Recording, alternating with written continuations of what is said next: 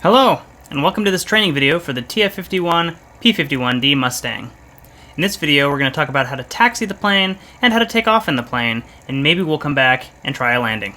Full details about landings will be covered in a future lesson, but I might want to demonstrate it just to kind of show you what to expect so you can kind of think about it before we get to the next lesson. So here we are in the cockpit of our TF-51D. We're going to talk about taxiing first. We're letting the plane warm up. It's pretty close to 40°C, good enough for simulator work, so we're just going to go ahead and get started. So in taxiing, you want to bring the engine RPM up to a suitable speed to kind of start the plane rolling. You want to give it enough throttle to kind of get the plane moving. So taxiing an aircraft is slightly different than driving a car. In a car, you want to add throttle and then keep the throttle where you want it so that the car maintains a forward momentum, forward speed, if you will. In an aircraft, you want to add enough throttle to get the plane to start rolling, and then you can actually throttle back quite a bit, and the plane will, since it's already in motion, kind of continue to go with just the little bit of thrust that the propeller is providing for you. So what you're going to do is go up to about 1400 RPM, 1500 RPM smoothly, and the plane will start rolling, and then you can actually throttle back to about 1000 RPM, and the plane will continue rolling pretty much the same speed. You will have to moderate your throttle to kind of maintain your speed, but for the most part, the airplane will just kind of keep rolling. Now, one thing in a tailwheel aircraft that we want to talk about before we even get started is the fact that it's got a tailwheel. You're not driving, with the wheels of the car. You're driving with kind of your rudder pedals and the tail wheel. The tail wheel is affected very slightly by inputs through the rudder, and it will move about 10 to 15 degrees in either direction. So when you're coming up to a 90-degree turn, a 15-degree amount of play in the tail wheel isn't really going to get you around that turn. You're going to kind of start turning, and then you're going to end up on the perpendicular taxiway, kind of overshooting, maybe going into the grass, and it's going to take you a while to kind of turn back around, get back on the center line, and continue the way you want to go. So with the P-51, the TF-51, you can actually unlock the tail wheel to make those sharp turns. The problem is you then have to lock it again to maintain straight taxi travel. In the TF-51 or the P-51, the way you lock the tail wheel is you pull the stick full back. If the tail wheel is in a straight position, aligned with the fuselage of the plane, it will lock and maintain that straight position. If you add rudder inputs, it will give you that 15 degrees of play, but it won't be able to go any further. It will be locked in a more or less straight configuration. To unlock the tail wheel, you push the stick forward. When the tail wheel is unlocked, it's got 360 degrees of travel. The problem with that is, if you unlock the tail wheel and then start a turn, the tail wheel wants to go, almost 90 degrees to the direction that the plane is going. And the amount of input that pushing on the opposite rudder is going to give you is not going to be enough to straighten the plane back out. So you're going to also need to learn how to manipulate the brakes. Now, a lot of people will tell you, you don't need to manipulate the brakes. Don't use too much brakes. It's almost like thinking about a clutch pedal. When you learn how to drive a manual transmission car, people say, don't ride the clutch, you'll burn out the clutch. A lot of people say if you ride the brakes in the P-51, you'll burn out the brakes in the P-51. And that might be true, but it should only take a second or maybe 2 seconds of brake pressure to get the plane to switch directions or correct itself. In my opinion, in a simulator, that's fine. Use the brakes. It makes it a lot more controllable. Also, make sure that you're not going too fast. If you're coming up to a turn and you're going to turn and you're going 20 miles an hour on the ground, the plane is just going to spin. It's going to take you a while to get resituated and going straight again. So, a couple of things that you can actually practice before you actually get started taxiing, even with the engine off.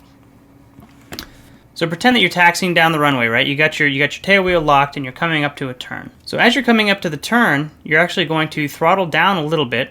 You don't have to necessarily, but a lot of times you're going to want to kind of pull back your throttle slightly to slow yourself down, maybe even tap on the brakes, and then you're going to push your stick forward. Now the plane is going to continue to move in the direction that it's going, forward, until you start turning. So now your tail wheel is unlocked, you can actually start adding a little bit of rudder in the direction that you want to go, and the plane will start to kind of drift that way.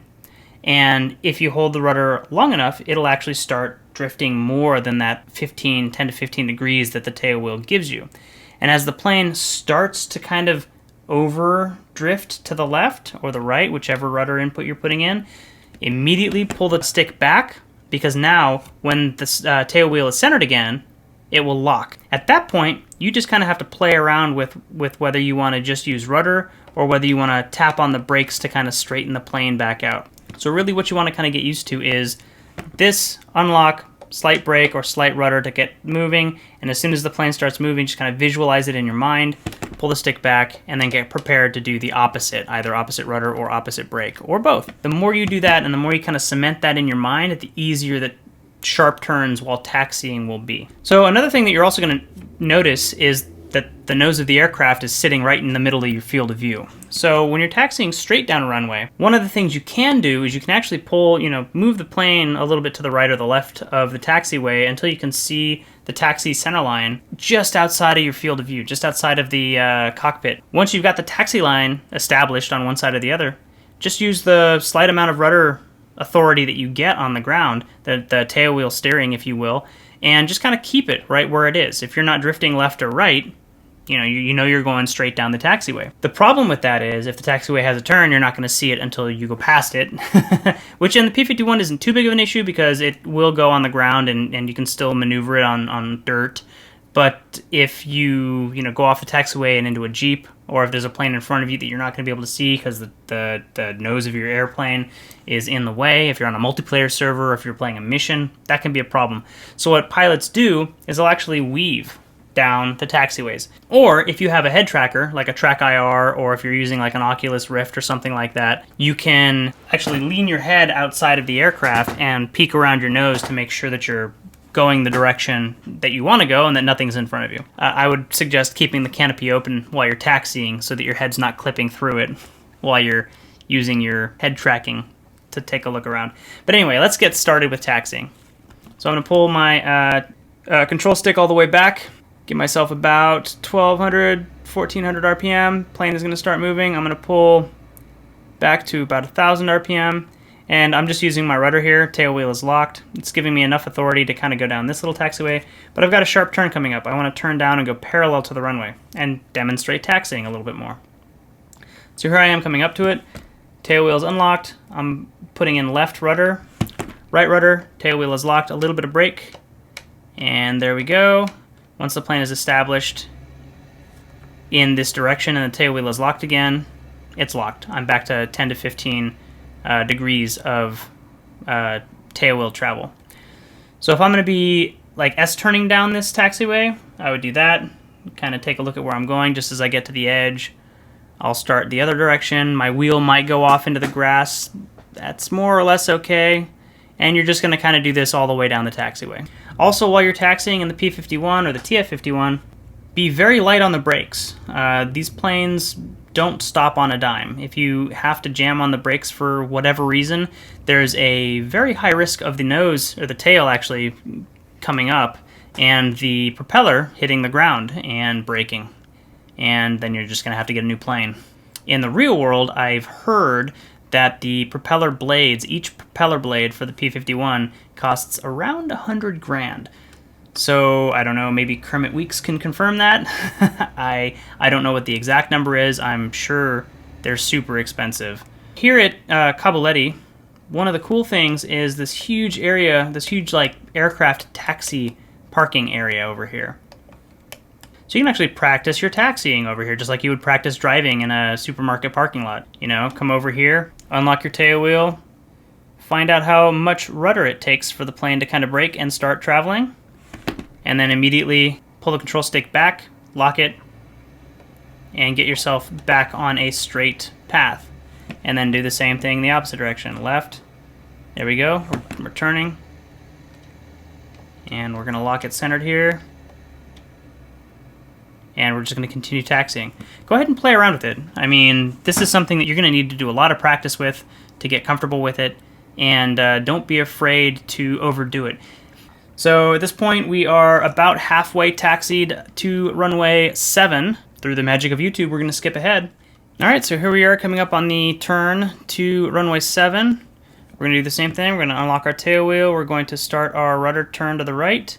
As the plane brakes, we're going to do tail wheel lock and opposite brake to center. And once the plane is centered, tail wheel is locked, we're good to go.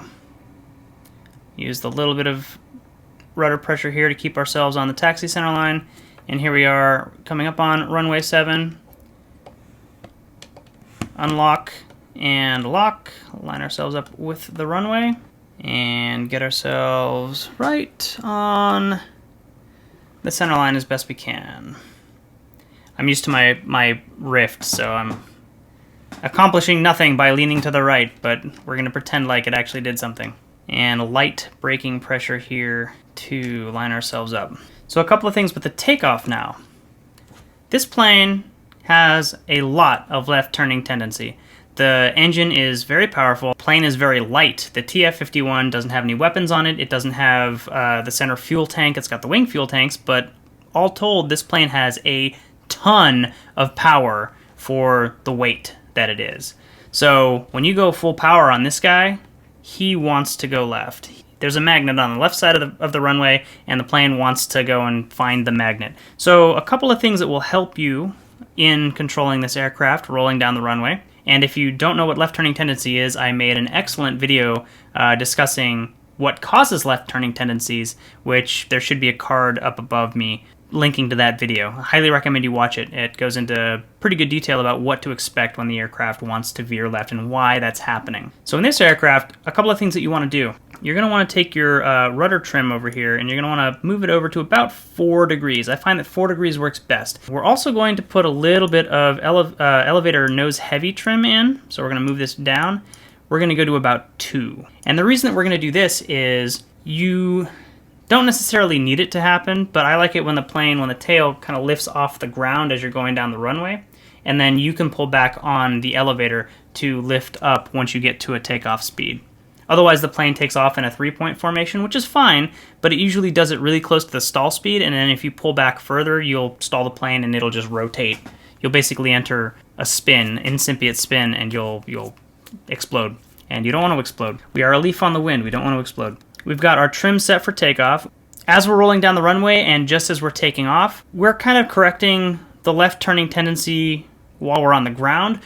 As soon as we take off, the plane is going to want to start banking to the left. Now remember, we have a huge propeller on the front of the plane, and it's spinning clockwise. Per Newton's law, every action has an equal but opposite reaction. The propeller is spinning clockwise. There is a counterclockwise rotational bank force on the aircraft. There's 2 things that I like to do on my takeoff roll. Number 1, I make sure I have my stick full aft because I want to lock my tail wheel.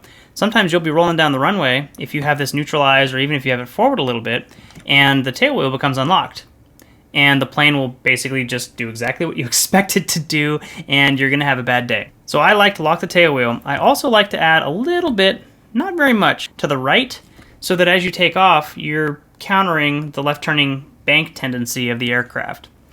And then as you take off, the plane might want to bank a little bit to the right. You can, reduce or increase the amount of bank aileron pressure that you want to put in to the control stick, and that works out pretty well. Another thing I like to do on takeoff is I like to hold the brakes, and I like to advance the power pretty much full over a 3-second period. 1,000, 2, 1,000, 3, 1,000, to kind of time yourself to getting up to full power. And you want to make your application smooth. So you want to take that time, but you want to go straight up to full power. You're holding the brakes. If you're applying full power with your brakes held, the plane is going to nose over and you're going to hit your propeller. So what you're going to want to do is right about when you get to 40 inches of manifold pressure, right about when the gauge is crossing 40 inches of manifold pressure, release the brakes. The plane will start rolling, but before it gets significant speed, you're already going to have full power in. The P-51 is highly affected by power changes. You want to kind of get up to power and then forget about changing the power until you are established on a climb, or if you're coming into land, you want to kind of get it to where you want it as far as your landing power is concerned, and then forget about it until you're just about to touch down. Because any power changes, the engine is so strong, the additional torque completely throws off all of your trim. Your rudder trim goes out the window, your elevator trim goes out the window, the ailerons, yeah, same. So you want to be very, very light if you have to make any power changes, very smooth, very gradual, and you want to keep a major eye on especially your slip indicator, the little ball down here underneath the turn coordinator, because especially on landing and takeoff even, if that thing starts moving one direction or the other, the plane is wanting to slip that way.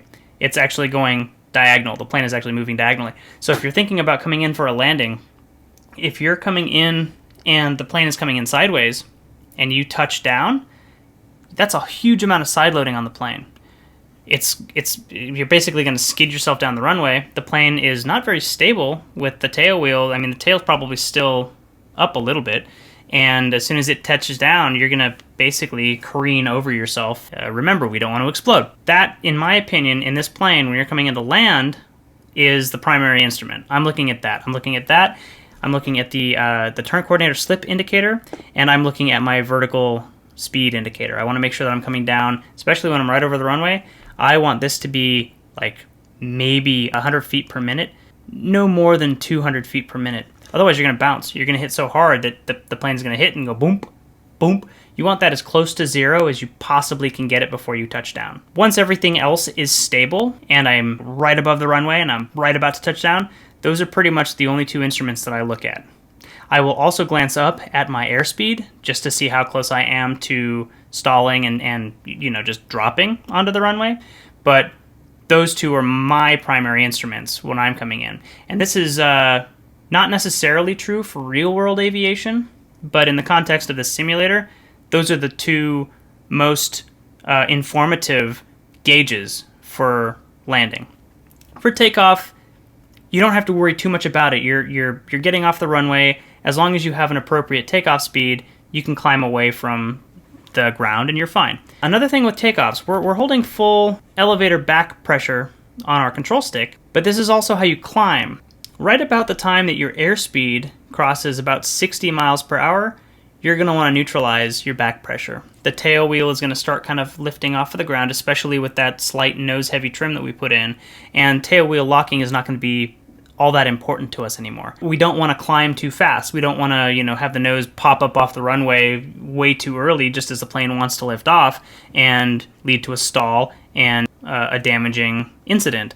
So we're going to neutralize our elevator pressure, but we're still going to have our little bit of right-hand aileron input just until we take off. Once we take off and we see what the plane wants to do, we can moderate that however we need to, whether it's going to be a little bit to the right, a little bit to the left. That is going to depend a little bit on the conditions that you're flying in. So full back pressure, a little bit of right aileron pressure, full brakes, manifold pressure.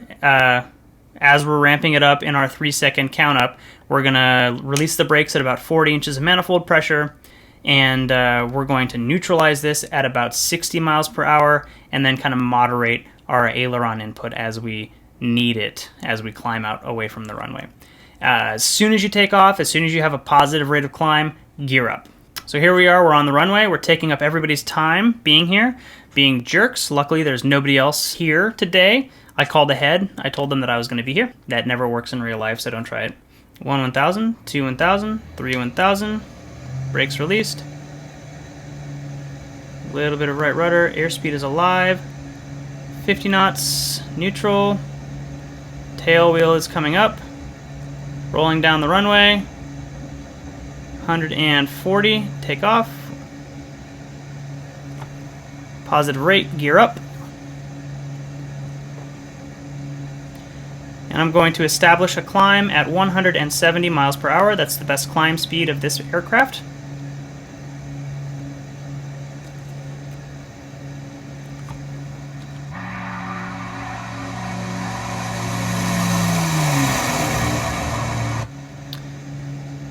Not too bad. Keeping a look at my slip indicator. It's also not too bad. Maintaining about 175 knot climb.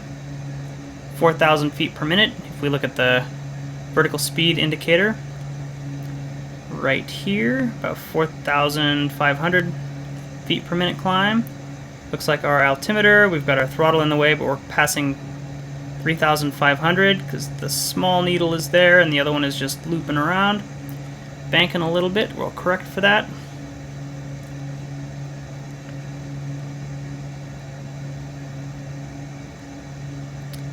And we'll level off at about 5,000 feet.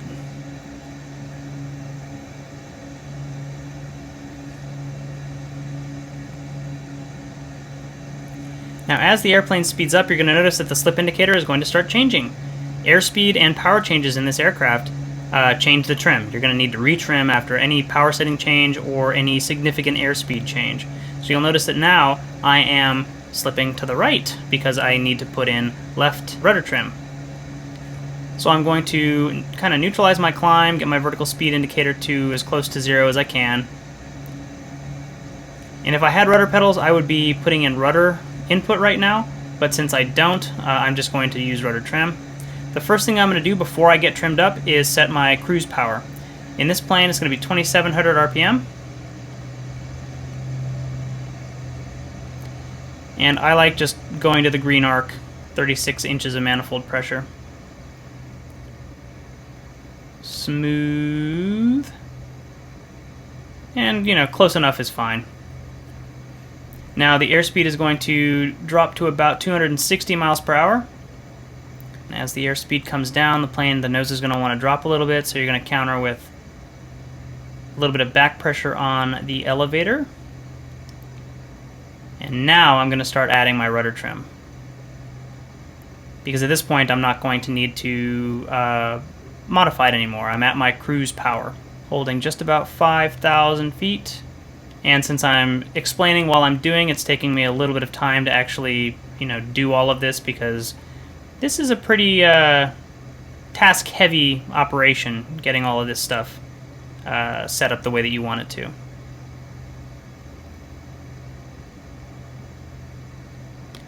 So now that I am established in my attitude, I'm going to start adding elevator tail-heavy trim to keep the nose up until I no longer need to input anything, and we are trimmed for a slight climb at about 260 miles per hour. Now at this point I'm going to just kind of very gently kind of coax the plane to do what I want it to do. You'll notice it's starting to slip a little bit to the left. I'll add a little bit of right rudder trim, and for the most part the plane will fly itself at this point. Trimming the aircraft takes a lot of practice. Always move the controls, manipulate the controls first, get to the attitude that you want, and then trim for that attitude, and then make minor corrections. You don't want to try and fly by trim. If you try and fly by trim, you're going to be constantly adjusting. The trim is not a primary control surface, it's a secondary control surface. Once you get established in whatever attitude you want, at whatever airspeed you want to be at, and power setting, etc., then trim for that, and then slowly release control pressure until you no longer need to input any. So here we are, cruising along, just shy of 5,000 feet. I can actually add, and once you're kind of in whatever attitude you want to be in, then you can add minor trim adjustments without having to manipulate the controls. You want to be in a very narrow window when you're doing that. If you're making major trim adjustments to, you know, make the plane move around, you're already out of trim by the time the plane starts changing speed or changing power. So you want to do all the changes, get yourself established as close as you can, and then you can make minor adjustments. Alright, let's head back to the airport and I'll show you guys a landing. So we took off on runway 7, which the magnetic heading of that runway is going to be 070. The runway numbers always correspond within a few degrees of the magnetic heading of that runway. So we're going to be turning back to runway 250 because it's runway 25. I'm using the magnetic indicator right there. And 255, I believe that's the airport right in front of us. We were a little bit off course, so that's about accurate due to all that rudder trim manipulation and me being long-winded and talking forever. So we're at 5,000 feet. At this point, we're going to want to start thinking about our landing. We want to think about what altitude the runway was at. And we can actually go to F10 here and see the map, and we can click on the airport. It'll actually tell us runway is 25, runway 7. So we know that 7 is over on this side, 25 is over on this right side because they correspond with the compass. Elevation, 59 feet. So pattern altitude is usually 1,000 feet above whatever the runway elevation is. We'll do our correction here because we weren't watching, but the plane didn't drift too far because we were fairly well trimmed. So we're going to want to descend to pattern altitude. We're going to do a straight in on runway 25. It's the simplest thing to show, and I know that there's no traffic here, so I don't have to worry about colliding with anybody. So we're going to drop from, we're at 4,500 right now, we're going to be dropping to 1,050. I'm just going to round up and say 1,100 feet. We want to be at 1,100 feet as we're kind of establishing ourselves on the glide slope. And you kind of want to line yourself up with what they call the extended centerline of the runway. If you see which direction the runway is going, you just imagine extending that runway out as far as you are, and that's the extended centerline. And you want to line up with that as far out as you possibly can. And it'll provide you with what they call a stabilized approach. You're not, messing with the controls as you're trying to come in to land. You're eliminating as many variables as you possibly can to make the landing as easy as possible. And especially in a simulator like this, where a lot happens really quickly, removing as many variables as you can is a godsend. So at this point, I'm actually going to the runway is just off the top of the cowl there. I'm going to pull my manifold pressure back to about 1500. 1400 is good too. And I'm going to start descending. Now you'll notice that my rudder trim is off because I made a power change. So I'm going to trim that first. That is the most important. And my vertical speed here is about 1,000 feet, 1,200 feet, 1,400 feet per, more than that, 1,800 feet per minute descent, which is fine. Actually going to descend a little bit faster than that because I'm a little bit high. Now I don't like pulling the manifold pressure back too much farther than this, because a warning horn will sound to indicate that the gear is not down. But I'm going to get down to pattern altitude about now, so 1,100 feet. And then as I level the plane off at 1,100 feet, the airspeed will come down. Our gear deployment speed is 170 miles per hour, and then we can start deploying flaps at 165 miles per hour. And those are indicated actually right here on this little checklist. So you'll notice that my mixture is set correctly. Propeller is already at 2,700 because that was our cruise propeller RPM. Booster pump was on because I never turned it off. Fuel is fine, we just took off.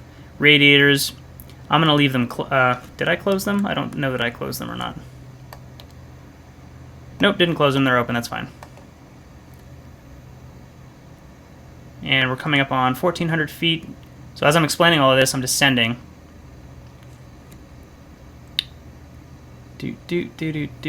Luckily, my airspeed is coming down pretty good. So I'm at just about 1,700 miles, or 1,770 miles per hour. And a little bit high still, but I'm going to drop my gear. I'm actually going to deploy 2 notches of flaps. And then I'm going to give myself a little bit more manifold pressure. A little more throttle, which will increase the manifold pressure.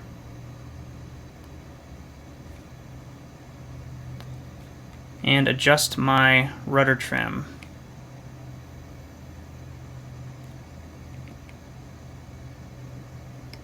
Two more notches of flaps, getting closer. And drop the manifold pressure because I'm high again. And last 2 notches of flaps.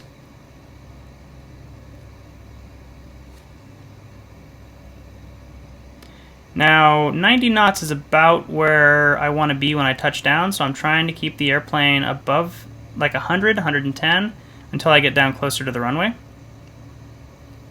So 1,000 foot per minute descent rate here if you look at the VSI. Checking my rudder trim.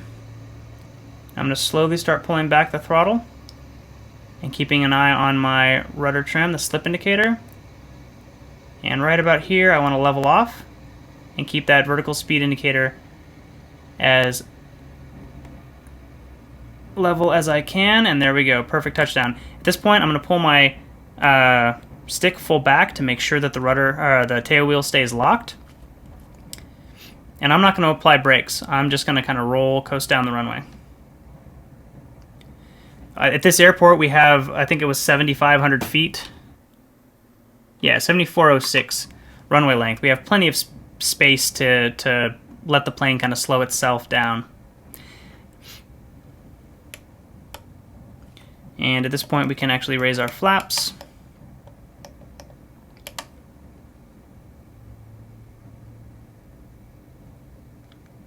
Slight rudder inputs to maintain runway centerline.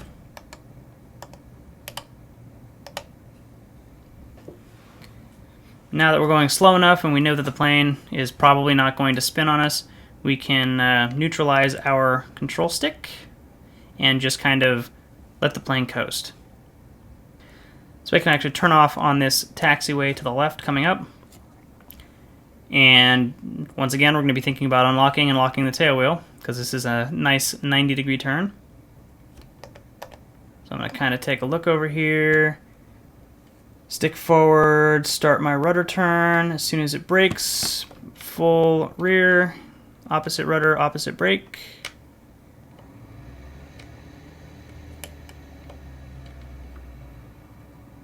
And I'm just going to kind of cut the grass.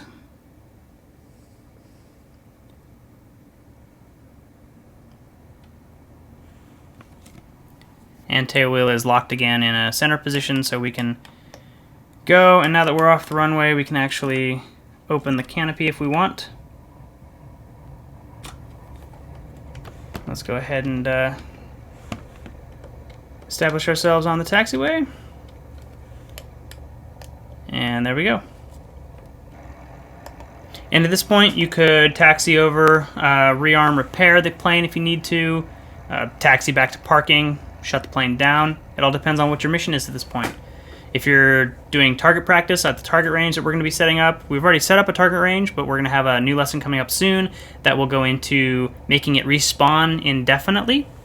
Pretty cool technique, and makes it really fun, really easy to kind of get out and practice with weapons, which is another upcoming video tutorial.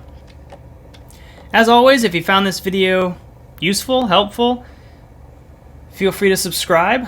Always like new subscribers. Check out my Patreon if you would like to contribute to this channel. I do enjoy people contributing, and I would like to make more of these videos. So by showing your support, you're basically telling me that there is a reason for me to continue making these tutorial videos. Don't forget to give me a thumbs up, and feel free to share this video to any of your other friends who might be interested in getting into DCS world, learning how to fly the TF-51 or the P-51D. If you have any friends who might be having trouble with it, you know, takeoffs and landings are probably the most difficult thing to do in the plane. Thanks for watching, and until the next tutorial, fly safe.